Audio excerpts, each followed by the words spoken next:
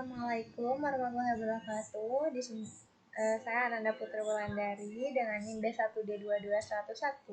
Di sini saya akan mempresentasikan mengenai mata kuliah struktur konstruksi, terutama tentang materi kedua yaitu slope batu bata. Nah, di sini saya ngambil judulnya slope batu bata, tapi sebelum ke materi inti tentang slope batu bata, di sini saya akan mengenalkan terlebih dahulu tentang apa itu slope.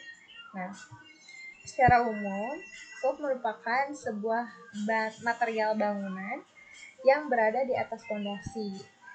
Meski berada di atas konstruksi fondasi, namun tak jarang slope terletak di dalam tanah. Karena kondisi inilah terkadang struktur slope itu dibuat secara asal-asalan. Nah, padahal jika dilihat dari fungsinya, slope digunakan untuk meratakan beban bangunan. Selain itu, slope juga berguna untuk mengunci bagian tembok. Jika sewaktu-waktu terjadi pergeseran tanah, fungsi dari slope itu tak hanya dua itu saja. Nah, masih banyak fungsi lainnya. Slope juga terbagi beberapa jenis. Salah satu yang akan saya bahas pada materi kali ini itu mengenai slope batu bata. Sebelum mengenai ke materi tentang slope batu bata, di sini saya akan membeberkan terlebih dahulu fungsi slope itu sendiri pada sebuah bangunan. Nah, fungsi slope pada bangunan yang pertama itu adalah struktur slope itu bisa menjadi komponen bangunan yang berguna menahan beban komponen di atas dan di bawah, yaitu fondasi. Yang kedua, adanya struktur slope bisa digunakan untuk area atau tempat untuk menempelkan komponen batako maupun bata. Pokoknya material yang digunakan untuk dinding. Nah, selanjutnya yang ketiga, itu struktur slope bisa digunakan untuk area berdirinya komponen dinding. Nah, selanjutnya yang keempat, struktur slope itu berguna untuk menjadi jembatan antara bagian dinding dengan struktur fondasi. Karena bagian slope itu terletak di antara dinding dan fondasi. Nah, selanjutnya yang kelima, itu ketika terjadinya sebuah kondisi pergeseran tanah, struktur slope itu bisa berguna untuk mengunci bagian tanah, untuk mengunci bagian dinding yang ada di atasnya. Nah, selanjutnya yang keenam, itu struktur slope bisa membantu bagian fondasi mendapatkan beban secara merata. Nah, selanjutnya yang ketujuh, itu struktur slope berguna sebagai dinding ketika ada material urugan tanah atau pemasangan keramik. Nah, yang selanjutnya yang terakhir, itu struktur slope bisa berfungsi untuk mengikat kolom, di mana bangunan akan tetap aman meskipun terjadi bencana seperti angin, gempa, dan lain sebagainya. Nah, selanjutnya kita akan langsung ke materi intinya mengenai slope batu bata. Nah, mengenal tentang slope jenis ini, nah jenis struktur ini juga kerap disebut dengan nama rollage.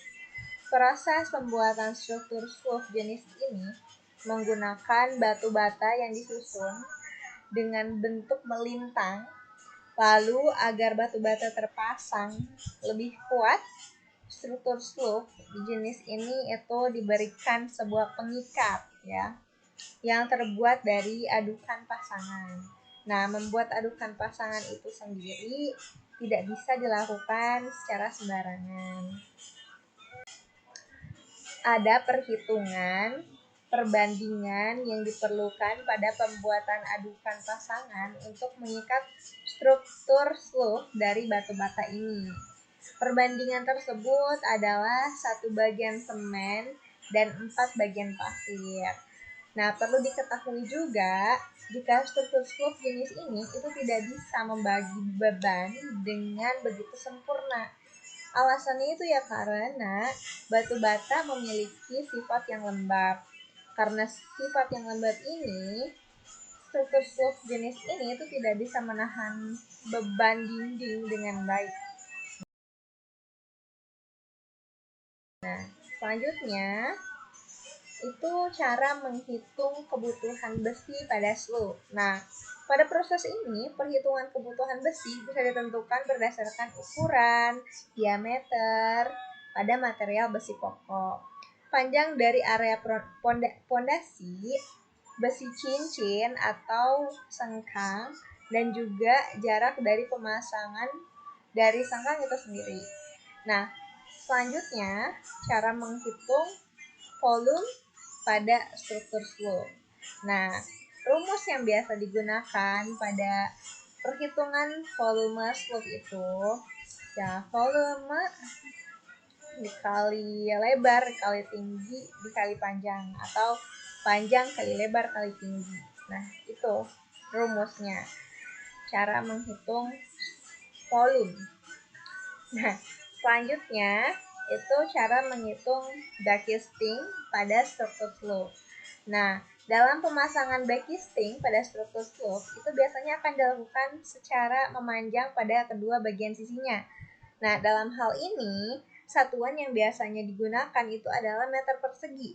Sedangkan untuk rumus yang bisa digunakan dalam menghitung backcasting ini adalah 2 kali panjang kali tinggi. Nah, selanjutnya itu ada cara pemasangan dari slope itu sendiri. Yang pertama, ketika proses pembuatan fondasi rumah itu sudah selesai, maka dilanjutkan dengan proses pembuatan anyaman struktur slope pada bagian atas fondasi. Nah, selanjutnya yang kedua itu jika proses pembuatan anyamannya sudah selesai, maka bisa dilanjutkan dengan membuat papan backcasting untuk struktur slope. Nah, untuk jarak dari papan backcasting yang akan disesuaikan dengan ukuran batu bata yang digunakan. Nah,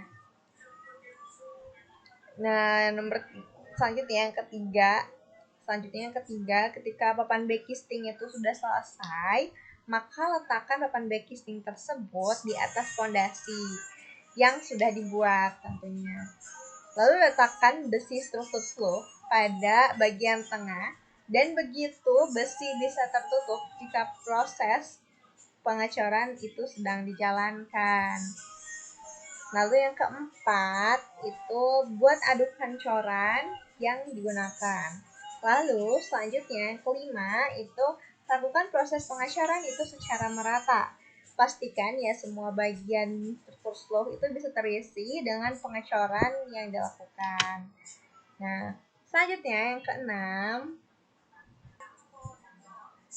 keenam, ketika semua cara sudah dilakukan, tahap selanjutnya itu adalah hanya perlu mendiamkan struktur slope itu selama 1 hingga 3 hari agar bisa kering dan dengan sempurna. Nah, kesimpulan dari presentasi saya kali ini mengenai slope batu bata itu adalah kesimpulannya itu ya slope jenis ini itu tidak bisa dapat dijadikan pilihan ya. Masih banyak slope jenis-jenis lain yang mungkin lebih kuat daripada slope batu bata. Ya karena struktur ini itu tidak bisa membagi beban dengan sempurna. Ya karena itu tadi elemen dari batu batanya itu sendiri yang bersifat lembab. Karena hal itu, slope batu bata tidak bisa menahan beban dinding dengan baik dan sempurna. Nah, selanjutnya untuk referensinya, mungkin itu saja dari saya. Cukup sekian dan terima kasih.